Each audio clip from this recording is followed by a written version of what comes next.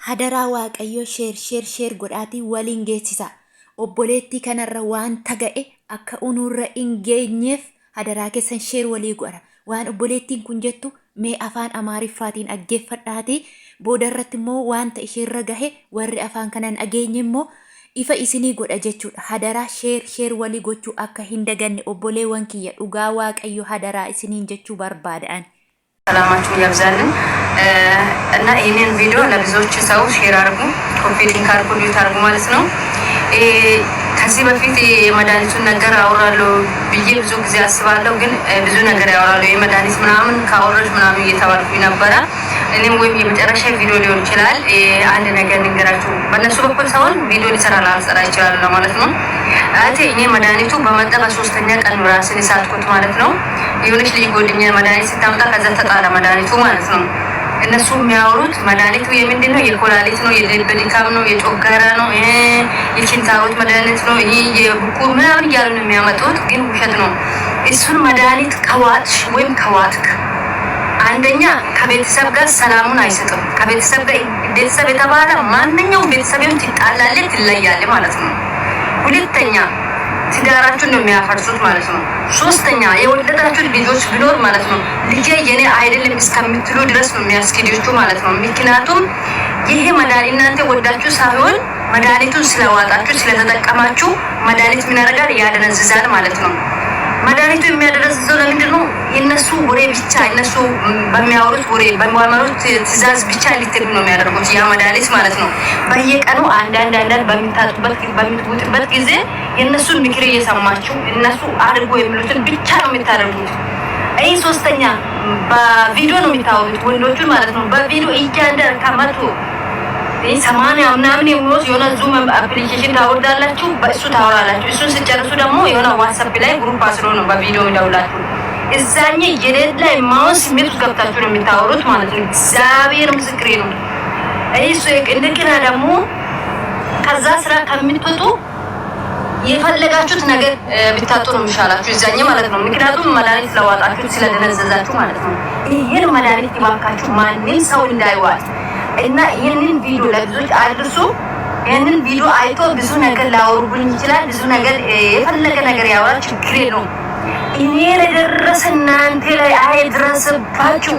እኔ 15 ቀን ከዚህ ወዲህ ስራ እንዳልሰራ ከስራ ውጪ ሆኜ የሆንኩት በእነሱ ምክንያት ነው። በዚህ ስራ ምክንያት ማለት አልፈልግም አልሰራም ብዬ ሲያወሩባችሁ ነው። እኔ ምን እንዳደረኩኝ ያውቀው ነገር የለም። ስለዚህ ይሄንን ስራ ባካችሁ ምንም ሁኑ ይሄንን መድኃኒት እንዳትዋጡ። ይሄው ባካችሁ መድኃኒት እንዳትውጡ። ይሄንን መድኃኒት ከኬንያ የሚላከው በፖስታ ቤት ነው የሚመጣው መድኃኒት ምርት ነው ብሎ ነው በደረጃ ነው። አንደኛ ደረጃ አለ፣ ሁለተኛ ደረጃ አለ፣ ሶስተኛ ደረጃ አለ፣ እስከ አራተኛ ደረጃ አለ። ድርጅቱ የሚሰጠው ምርት ነው ብሎ ነው የሚያመጣው። ይሄንን መድኃኒት ከዋጣችሁ በቃ የላችሁም እናንተ ማለት ነው። እግዚአብሔር ምስክር። ስለዚህ መድኃኒቱን እንዳትጠቀሙ። እኔ ፈጣሪ ልጆች ዛሬ ደርሻለሁ። ምንም መለወጥ የሚው አሁን ደህና ነኝ። መጀመሪያ ነበርኩት ያው ብዙ ነገር የደረሰብኝ። ስለዚህ ይሄንን ቪዲዮ ለብዙዎች አድርሱ። ይሄንን መድኃኒት ከታች የሚታዩት መድኃኒቱን እንዳትጠቀሙ። ከለስ ሞዴስ አለ፣ ይሄ መድኃኒት አለ፣ ብዙ ነገር አለ የሚሉት ማለት ነው። እና እንዳትጠቀሙ። ወዳችኋለሁ።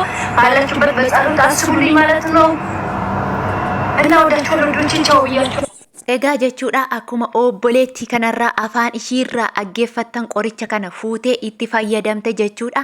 Mana ati jirtu bakka ati jirtu kamittillee qorichi kun si bira ga'uu danda'a.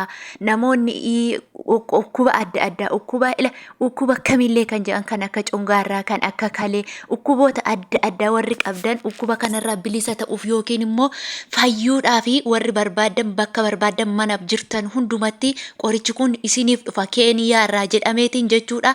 Qorichi kun keessisaa jechuudha. Isiniif haa galu.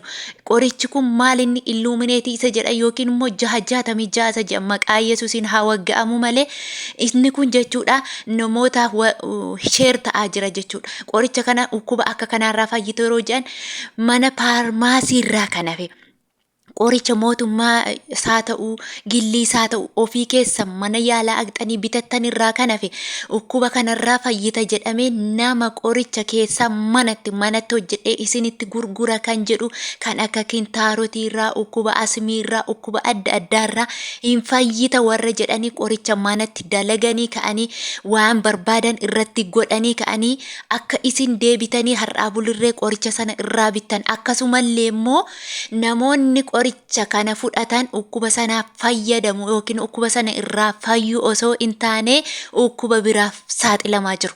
Kanneen akka kamiif saaxilamaa jiru qorichi kun kan inni hojjetamee jiru jechuudha.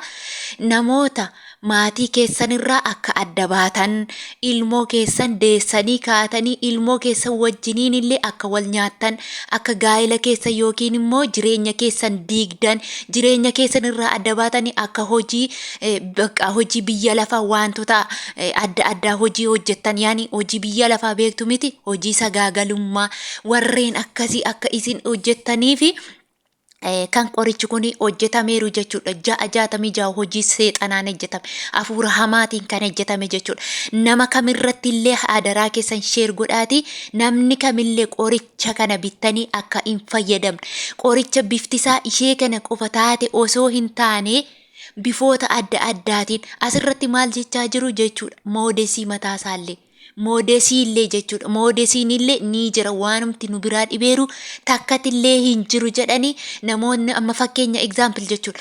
Namoonni adda addaa online kanarratti hojii barbaaddaa jedhanii warri isin gaafatanii beekan jiru moo hin jiran. Ana nama baay'ee na mudateera dhugaa waaqa jiraataati.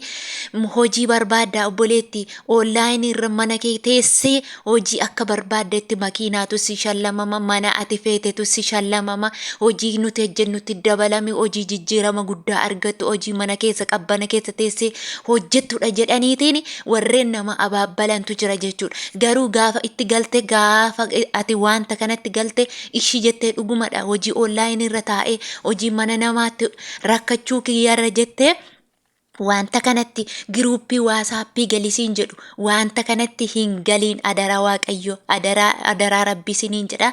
Namoota online irraan dhufanii hojii akkasii hojjettu siniin jedhanitti hin galiina. Maaliif yoo jettan hojiin kun hojii seexanaati malee hojii dhalli namaa hojjetee itti jijjiiramu miti jechuudha. Kanaaf hin barbaadu ja'a ofirraati bilookii godha warreen waasappii kee nuu laadhu lakkoofsa kee nuuf kenni karaa waasappii jedhu guruuppiitu jira guruuppii adda addaatu jira jedhaniitiin afaan ati beektuun si shaakashiisna siin jedhu.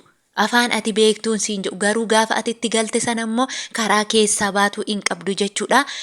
Namoonni kamillee dhukkuba adda addaa yoo qabaattan mana yaalaa deema mana yaalaa yoo abdanoo faarmaasii noormaalii deema faarmaasii irraa bitadhaa malee nama kam taanaan qoricha adda addaa nama sinitti gurguru akkas jettanii bittanii fayyadamina. Yoo akkanan du'a wayya jechuudha. Du'a wayya hojii harka seexanaa kanatti galtanii rakkachuu keessanirra du'a wayya. Obboleettiin kun wanta narra ga'eetu narra ga'ee garuu har'a homaan jedhu galata waaqaati eddanii aabeetii jechaa jirti jechuudha. Namoonni afaan ishee ageessan sirriitti ageessanii jirtu waan kana waaqayyo nurraa haa qabu. Hojii kanammoo waaqayyo keessa garee haa rukutamu maqaa Yesuus Kiristoosiitiin. Hojii seexanaati waan ta'eef of eeggadhaa obboleewwan kiyya. Namoonni baay'een keessan TikTok irratti argitaniitu baay'een keessan immoo hin agarree ta'uu ni dandeessu jechuudha.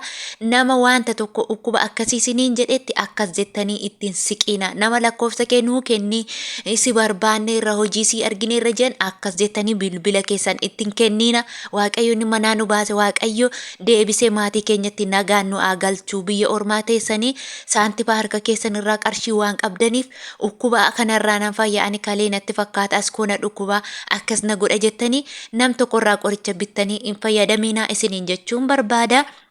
Hordoftootaaf jaallatamtoota kiyyaa yaada koo isinii qoodeetiin jira. Isin immoo yaada keessanii koomentii jalatti naa barreessuu dandeessu. Namoonni wanta akkanaa isin quunnameeru jiraachuun ni mala jechuudha. Laayik godhaa, sheer, sabskiraayib godhaa isiniin jechuu barbaada. Waaqayyo isinirraa haa jallisu hamaa nagaa naa ta'a lafa jirtan isin jaaladha isin kabajaa turtii gaarii.